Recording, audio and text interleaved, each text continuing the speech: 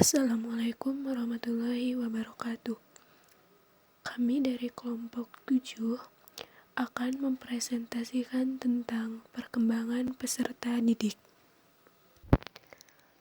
Perkenalkan, nama saya Ira Nafisa. Di sini saya akan menjelaskan tentang perkembangan peserta didik. Ada beberapa pendapat tentang perkembangan. Yang ke satu ada dari Santrok Usen. Perkembangan merupakan pola perkembangan individu yang berawal pada masa konsepsi dan berlanjut sepanjang hayat dan bersifat involusi. Yang kedua ada dari E.B. Harlock. Perkembangan merupakan serangkaian perubahan progresif yang terjadi sebagai akibat dari proses kematangan dan pengalaman dan terdiri atas serangkaian perubahan yang bersifat kualitatif dan kuantitatif. Yang ketiga ada dari Dr. Andes H.M. Arifin M.Ed. Perkembangan merupakan perubahan-perubahan dalam bentuk bagian tubuh dan integrasi dan hanya dapat dilihat gejala-gejalanya. Yang keempat ada dari Goodwin Darsih dan Rohana Kusumawati. Perkembangan merupakan proses menuju keadaan yang lebih dewasa bersifat kualitatif.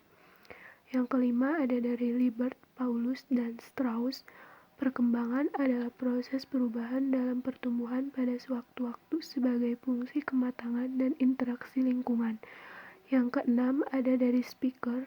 Perkembangan berhubungan dengan dua hal, yaitu satu, ortogenetik yang berhubungan dengan perkembangan sejak terbentuknya individu yang baru dan seterusnya sampai dewasa.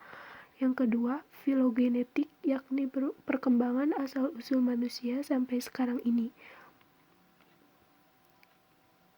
Dari beberapa penjelasan tersebut dapat disimpulkan bahwa perkembangan adalah suatu pola perubahan secara progresif organisme baik dalam struktur maupun fungsi, fisik maupun psikis yang bersifat kualitatif dan kuantitatif yang terjadi secara teratur dan berlangsung sejak masa konsepsi sampai akhir hayat berdasarkan pertumbuhan, kematangan, pengalaman, dan belajar.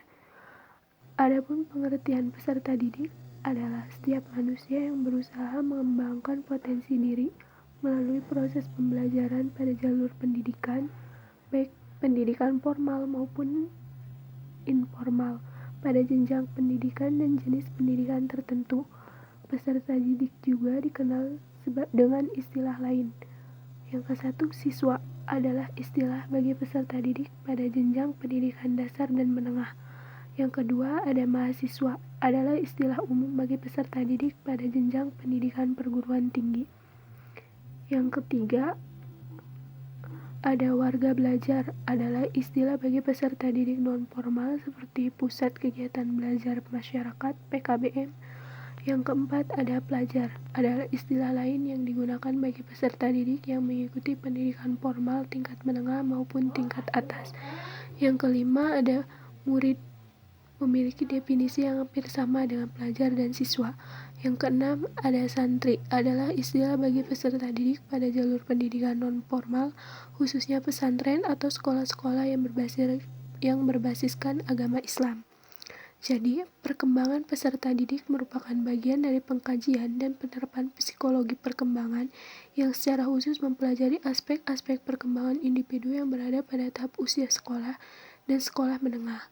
Sebagai individu yang tengah tumbuh dan berkembang, peserta didik memerlukan bimbingan dan pengarahan yang konsisten menuju ke arah titik optimal kemampuan fitrahnya.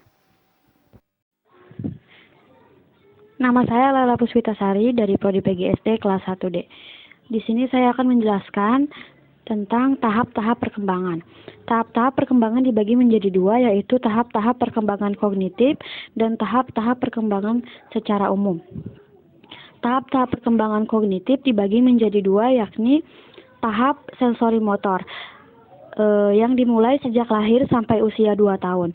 Pada tahap ini, bayi membangun pemahaman dunia dengan mengkoordinasikan pengalaman-pengalaman sensor seperti melihat dan mendengar dengan tindakan fisik dan berfungsinya alat-alat indera dan kemampuan gerak motorik. Yang kedua, tahap Praoperasional pada usia 2-7 tahun. Pada masa ini, anak mulai dapat menerima rangsangan, meski masih terbatas. Anak mulai bisa menggunakan operasi mental yang jarang dan secara logika memang kurang memadai. Juga masih tergolong egosentris karena hanya mampu memperkembangkan hanya sudut pandangnya saja. Lalu yang ketiga, tahap operasional konkret yaitu dimulai pada usia 7-11 tahun. Pada masa ini, anak sudah mampu mengklasifikasikan objek maupun situasi tertentu. Kemampuan mengingat dan berpikir secara logis pun mulai meningkat. Lalu yang keempat, tahap operasional formal. Pada masa ini, anak mampu berpikir secara abstrak dan menguasai penalaran. Anak dapat menarik kesimpulan, memahami konsep yang bersifat abstrak seperti cinta dan nilai. Kemampuan ini penting sekali karena akan membantu melewati masa peralihan dari masa remaja menuju dewasa. Yang kedua, tahap-tahap perkembangan secara umum. Tahap-tahap perkembangan secara umum dibagi menjadi 4. Yang pertama, masa usia prasekolah dimulai dari 0-6 tahun. Masa ini terbagi menjadi 2, yakni masa vital, yaitu masa di mana ia menggunakan fungsi-fungsi biologis untuk menemukan berbagai hal. Dan masa estetik, yaitu keindahan, merupakan perkembangan rasa keindahan pada fungsi panca inderanya. Lalu yang kedua, masa usia sekolah dasar dimulai dari 6-12 tahun, atau dapat disebut juga masa intelektual atau masa keserasian bersekolah. Masa ini dibagi menjadi 2, yakni yang pertama, masa kelas-kelas rendah sekolah dasar. Anak tumbuh pada peraturan-peraturan tradisional, adanya kecenderungan memuji dirinya sendiri dan membanding-bandingkan dengan orang lain. Yang kedua, masa kelas-kelas tinggi sekolah dasar. Adanya minat terhadap kehidupan praktis sehari-hari dan ingin mengetahui dan terus belajar. Masa keserasian ini bersekolah diakhiri dengan masa viral. Sifat khasnya antara lain seperti ditunjukkan untuk berkuasa, baik sikap, perilaku, dan perbuatan. Yang kedua, ekstraversi atau berorientasi keluar, misalnya mencari teman sebayanya. Dilanjut untuk tahap perkembangan secara umum yang ketiga, yaitu masa usia sekolah menengah dari 12 tahun sampai 18 tahun. Ada 3 poin. Yang pertama, masa pra-remaja atau remaja awal. Yang kedua, masa remaja atau remaja madya. Yang ketiga, masa remaja akhir. Dilanjut untuk poin yang keempat, dari perkembangan secara umum, yaitu masa usia mahasiswa. Biasanya dimulai dari 18 sampai 25 tahun. Pada masa ini, remaja memiliki kemampuan atau punya pendirian hidup. Selanjutnya adalah tugas perkembangan peserta didik. Tugas perkembangan atau development task menurut Haviggers adalah tugas-tugas yang harus dipecahkan dan diselesaikan oleh setiap individu pada setiap periode perkembangannya, agar supaya individu menjadi berbahagia. Maka untuk tugas perkembangan pada anak usia sekolah dasar, antara lain, pertama, mempelajari keterampilan fisik yang diperlukan untuk permainan-permainan yang umum. Hakikat dari tugas perkembangan ini adalah mempelajari keterampilan-keterampilan yang bersifat fisik ataupun jasmani untuk dapat melakukan permainan. Kedua, membangun sikap yang sehat mengenai diri sendiri sebagai makhluk yang sedang tumbuh. Hakikat tugas perkembangan ini adalah belajar mengembangkan sikap kebiasaan untuk hidup sehat. Yang ketiga, belajar menyesuaikan diri dengan teman-teman seusianya. Hakikat tugas perkembangan ini adalah anak belajar memberi dan menerima dalam kehidupan sosial antar teman sebaya dan belajar membina persahabatan dengan teman sebaya, termasuk juga bergaul dengan musuhnya. Yang keempat, mulai mengembangkan peran sosial pria atau wanita dengan tepat. Hakikat tugas perkembangan ini adalah anak belajar dan bertindak sesuai dengan peran seksnya, yaitu sebagai anak laki-laki ataupun anak perempuan. Yang kelima, mengembangkan keterampilan-keterampilan dasar untuk membaca, menulis, dan berhitung. Hakikat tugas perkembangan ini adalah anak belajar mengembangkan 3 keterampilan dasar, yaitu membaca, menulis, dan berhitung yang diperlukan untuk hidup di masyarakat. Yang keenam, mengembangkan pengertian-pengertian yang diperlukan untuk kehidupan sehari-hari.